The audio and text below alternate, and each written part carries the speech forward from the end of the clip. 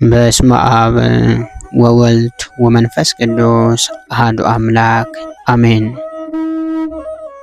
ውድ ቤተሰቦቼ በዛሬው ዕለት ደግሞ 3 የንስሐ የአፈጻጸም ደረጃዎችን እነግራችኋለሁ።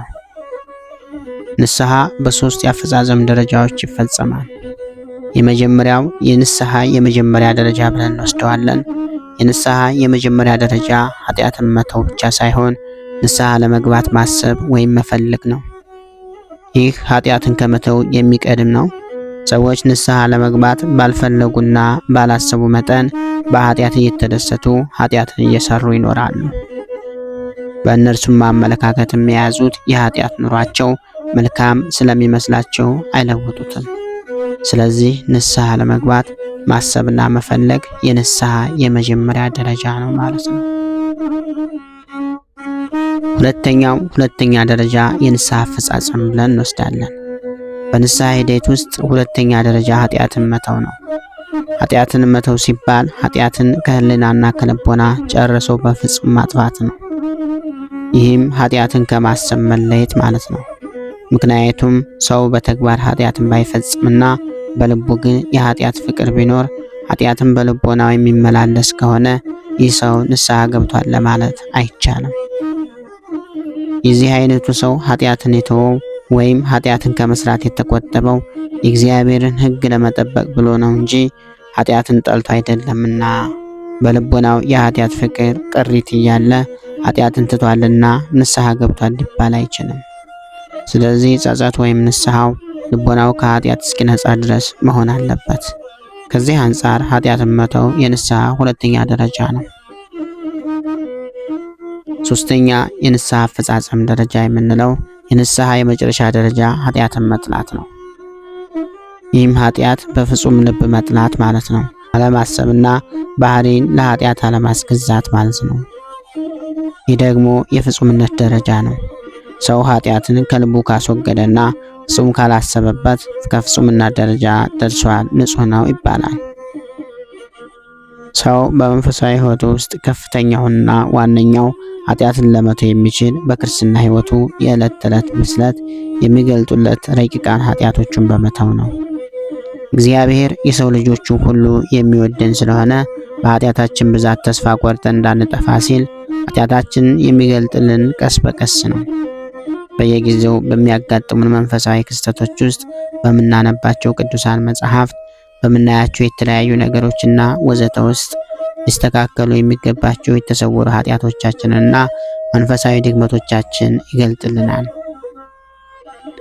እነዚህን ኃጢአቶቻችንና ድክመቶቻችንን የምናስወግድበት መንፈሳዊ መሳሪያ ንስሐ እንደሚያስፈልግም እንረዳለን። ከዚህ የተነሳ በክርስትና ሕይወታችን ሁሉ እስከ መጨረሻው አብሮን የሚዘልቀውን የንስሐ ሕይወት እንጀምራለን። ምክንያቱም ዛሬ በአንዱ ኃጢአት የተሸነፈ ሰይጣን ነገ በሌላ ኃጢአት ሊፈትነን ይመጣልና ጦርነቱ አያቋርጥም።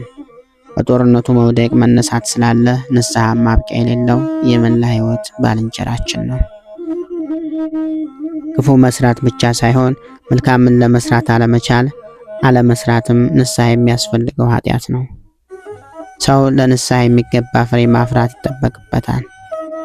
በማቴዎስ ወንጌል እንግዲህ ለንስሐ የሚገባ ፍሬ አድርጉ ተብሏልና በማቴዎስ ምዕራፍ 3 ከቁጥር 8። ለንስሐ የሚገባ ፍሬን ያደረገ ደግሞ በገላትያን ምዕራፍ 5 ከቁጥር 22 የተዘረዘሩትን የመንፈስ ፍሬዎች ያፈራል። እንግዲህ መንፈሳዊ ፍሬ ሊያፈራ ሲገባ ፍሬ የሌለው የሆነ ሰው ሊያደርግ የሚገባውን ባለማድረጉ ኃጢአተኛ ስለሆነ ንስሐ መግባት አለበት። ምክንያቱም በመጽሐፍ በጎ ለማድረግ አውቆ ለማይሰራው ኃጢአት ነው ተብሏልና ያዕቆብ ምዕራፍ 4 ከቁጥር 17። ስለዚህ ንስሐ እንደፈጸምን የምናልፈውና የምንዘነጋው ሳይሆን በሕይወት ዘመናችን ሁሉ ከእኛ ጋር የሚኖር ነው። ከሰው ወገን ከእመቤታችን ከቅድስት ድንግል ማርያም በስተቀር በምድር ላይ አንድም ቀን እንኳ ቢኖር ከኃጢአት ነፃ የሆነ የለም። ሁላችን ከኃጢአተኞች ስለሆን ለሁላችንም ንስሐ ያስፈልገናል። በየዕለቱ ከሥጋዊ ባህሪያችን የተነሳ ከኃጢአት የማንነጻ ከሆነ ንስሐ መግባት ለክርስቲያኖች ሁሉ የዕለት ተዕለት ተግባራችን መሆን አለበት። ቅዱስ ዮሐንስ ኃጢአት የለብንም ብንል ራሳችንን እናስታለን እንዳለ እውነትም በእኛ ውስጥ የለም በማለት አረጋግጦልናል። አንደኛ ዮሐንስ ምዕራፍ 1 ከቁጥር 8። ውድ ቤተሰቦቼ ይህ መረጃ እጅግ በጣም አስፈላጊ መረጃ እና በጣም አስተማሪ የሆነ ትምህርት ስለሆነ ለሁሉም ሸር በማድረግ እንድታጋሩ አሳስባለሁ። ቤተሰብ ያልሆናችሁ ቻናሉን ሰብስክራይብ በማድረግ ቤተሰብ እንድትሆኑ ጠይቃለሁ።